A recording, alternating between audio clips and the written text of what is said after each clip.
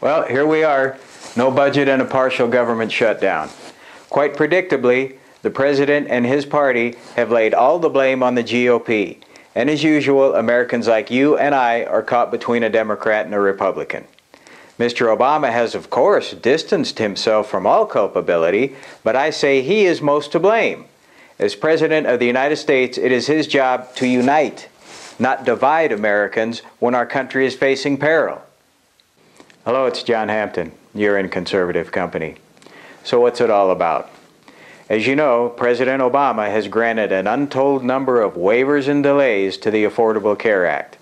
As part of the budget deal, House Republicans want a provision that allows individual Americans a one-year delay in complying with the mandates of Obamacare.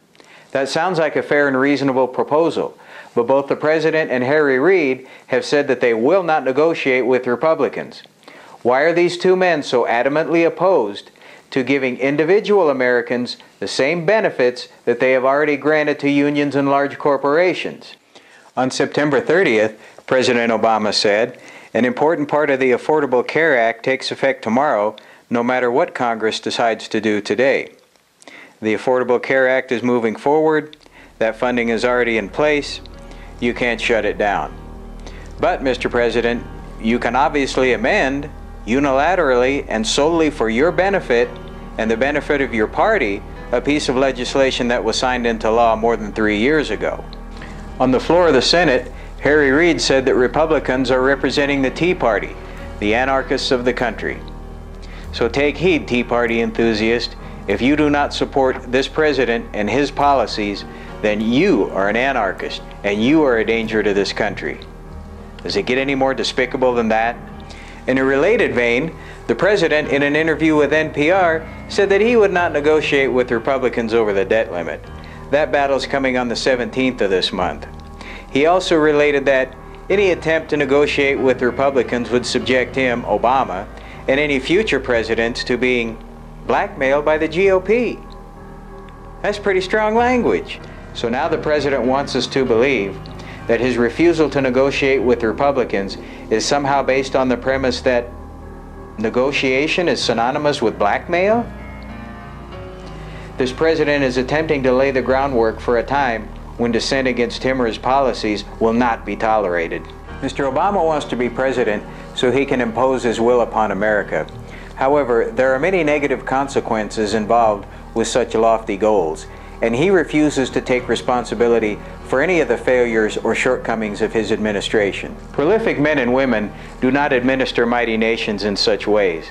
Leadership is not about assigning blame. It's about accepting the responsibility that comes with the most powerful office in the world and solving difficult problems by welcoming input, even from those with opposing ideology. Did President Obama inherit a problematic environment? Yes, but it was not all attributable to one party or one theory of governing.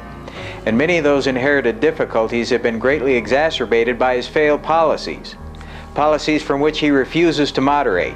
Problems cannot be solved by leaders who depend upon cooperation from the mainstream media to demonize and destroy their opposition.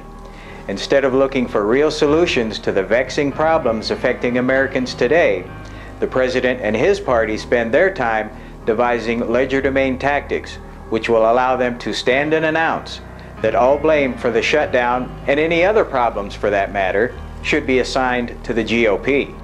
Refusing to negotiate is not a strategy, but that's the position that has been staked out by the President and Harry Reid, not the Republican Party. And it is completely unreasonable to believe that matters as complex and intricate as those looming over America can be solved without compromise. There are some serious implications here that go beyond the budget, because it appears that the President and Harry Reid are willing to allow the United States, her Constitution, and the American people to go down for the sake of their own ideology. Now, if and when that happens, I'm guessing those two will be among the first to abandon ship. Thank you for watching this video.